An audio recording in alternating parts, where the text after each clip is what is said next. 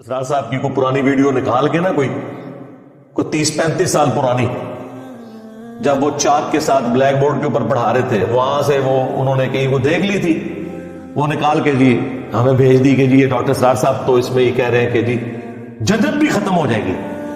میں نے کہا یار جہنم کے ختم ہونے کا تو انہوں نے کہا تھا کہ میرا نظریہ ہے، میرا ذاتی ایک کہنا ہے، لیکن جنت بھی ختم، پھر تو کام ہی مک گیا ہے،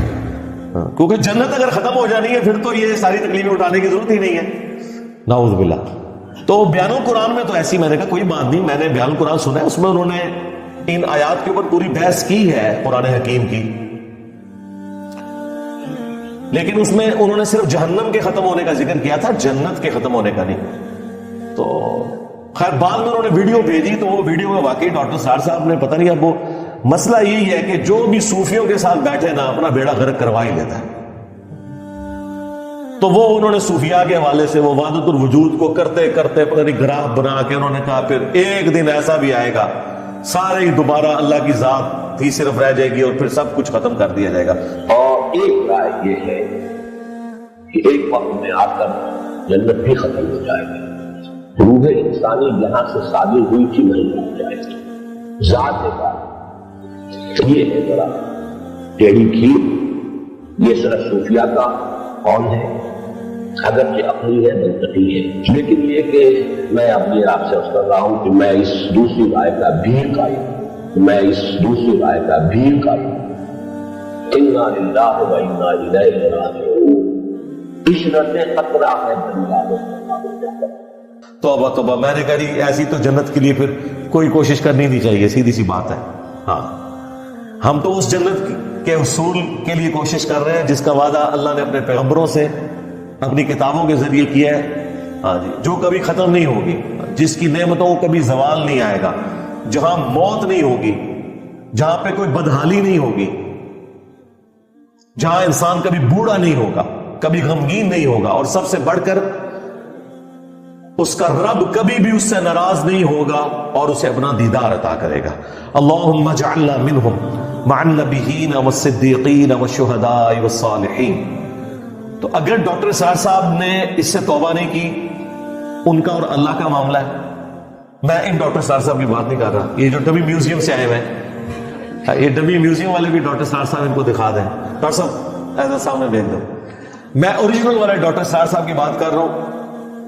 میرا عذر ظن ہے کہ وہ توبہ کر کے دنیا سے گئے ہوں گے۔ بہرحال اگر آپ فی نفسی عقیدے کی بات کریں، میں ہمیشہ شخصیات پہ فتوے نہیں لگاتا، صرف عقیدوں پہ، عبارتوں پہ لگاتا ہوں۔ یہ عقیدہ ڈنکے کی چوٹ کے اوپر گمراہی پر مبنی نہیں، صرف کفریہ عقیدہ ہے کہ اگر کسی کا یہ عقیدہ ہے کہ جنت بھی ایک نہ ایک دن ختم کر دی جائے گی، ہاں استغفر اللہ واتوب الیہ، یہ پورے قرآن کے اسلوب کے خلاف ہے۔ یہ جرت تو محی الدین ابن عربی نے نہیں کی، یہ جرت تو ابن تیمیہ نے نہیں کی، انہوں نے آدھی جرت کی کہ دوزخ ختم ہو جائے گی، لیکن جنت ختم ہونے کا ذکر تو انہوں نے بھی نہیں کیا۔ ایون غامدی صاحب نے یہ جرت نہیں کی، انہوں نے بھی مانا کہ جنت ختم نہیں ہوگی، البتہ جہنم کے ختم ہونے کے چانسز ہیں، لیکن یہ جنت ڈاکٹر صاحب ساری جنت بھی ختم کرو گے سر۔ اور ڈاکٹر صاحب کا قصور نہیں ہے، جو بھی صوفیوں کے ساتھ لگے، صوفی بیڑا غرق کرواتے ہیں، کیونکہ یہ بیٹھ کے ضرب تقسیمیں لگاتے ہیں، ان کا جو سورس آف نالج ہے وہ قرآن و سنت نہیں ہوتا، یہ اللہ کی محبت میں بھی غلوف کرتے ہیں۔ یہ یاد رکھیے گا، صرف نبیوں کی محبت میں غلوف کرنا حرام، شرک یا کفر نہیں ہے، اللہ کی محبت میں غلوف کرنا بھی کفر ہے، کیونکہ پھر آپ اللہ کے ساتھ وہ صفات منسوب کر دیں گے جو اس کی ہے ہی نہیں ہے۔ مجھے بتائیں جنہوں نے وحدت الوجود کا یہ نظریہ دیا، یہ پوری کائنات اللہ کے وجود کا حصہ ہے، تو کیا یہ اللہ کی نفرت میں انہوں نے کہا یا اللہ کی محبت میں؟ اللہ کی محبت میں۔ انہوں نے کہا ہم مان ہی نہیں سکتے اللہ کے سوا کوئی وجود ہے۔ تو اس کا الٹیمیٹ نتیجہ یہ تھا کہ انسان بھی رب ہے، ہاں درخت بھی رب ہے، گھوڑا بھی رب ہے، اسی کے جز کے ٹکڑے ہیں یہ سارے۔ یہی پینتھیزم کا عقیدہ ہندوؤں کے ہاں بھی آیا، ہماؤس اور وحدت الوجود کی بگڑی بھی شکل یہاں پہ بھی آئی، اگرچہ بعض صوفیاء اس کی تعویل کرتے ہیں جی ہم یہ والا وحدت الوجود مراد نہیں رہتے، اور یہی ڈاکٹر اسرار صاحب سے بھی مس ہینڈلنگ ہوئی وحدت الوجود کے مسئلے میں۔ پھر جب میری ان سے ملاقات ہوئی 2008 میں، تو انہوں نے کلیئر کٹ مجھے کہا کہ میں صوفیاء والے وحدت الوجود کو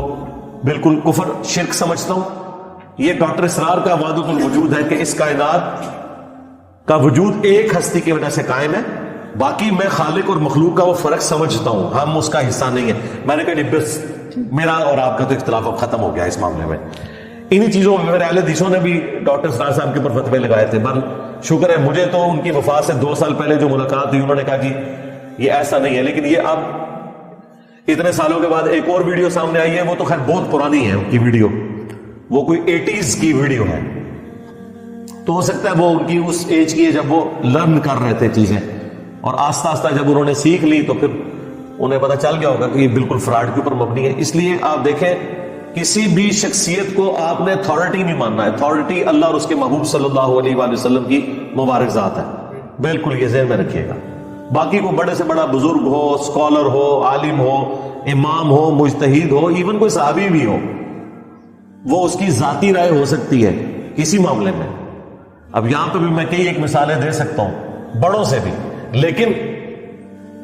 فائنل اتھارٹی قرآن و سنت کو آپ نے ماننا ہے، بالکل یہ کلیئر کٹ ہے۔ یہ جو کہ آپ کا سوال آیا تھا لہذا میرے پہ کیفیت طاری ہوئی تو میں نے یہ سارا کا سارا اس میں بیان کر دیا۔ قرآن و سنت کے نظریے میں تو نہ جہنم نے ختم ہونا ہے نہ جنت نے ختم ہونا ہے، باقی اللہ کے معاملات ہیں۔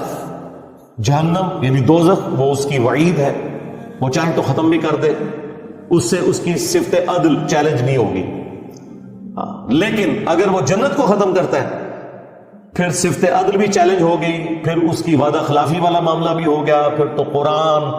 کتابوں کا مقدمہ یہ سارے کا سارا ختم ہو گیا، سیدھی سی بات ہے۔ تو ایسا عقیدہ تو بالکل رکھنا کفر کے اوپر مبنی ہے، گمراہی نہیں ہے یہ جناب، کفر کے اوپر مبنی ہے، یہ ذہن میں رکھیے گا۔ گمراہی بہت چھوٹا ورڈ ہے، ایٹ لیسٹ کفر ہے۔